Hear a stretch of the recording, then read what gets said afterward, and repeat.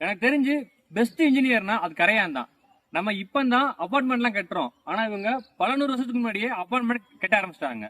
நம்ம வீட்டுக்குள்ள எப்படி ஏசி ரூமு இருக்கோ அதே மாதிரி இந்த புத்துக்குள்ளயும் உண்டு.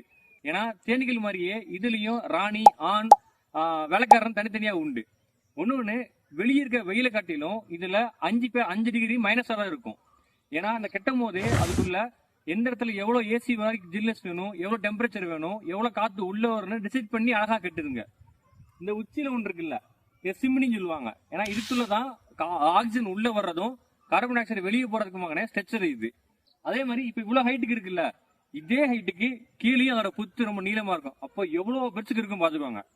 இந்த மண்ணு ரொம்ப ரொம்ப ஸ்ட்ராங்கா இருக்கும், உடைக்கவே முடியாது. ஏன் அப்படின்னா கரையான் வாயில உள்ள செல்லுலேஸ் ஒன்று இருக்கும், அது இந்த மண்ணோட சேரும்போது பயோ சிமெண்டா மாறிடும். அப்போ ரொம்ப ரொம்ப ஸ்ட்ராங் ஆயிரும்.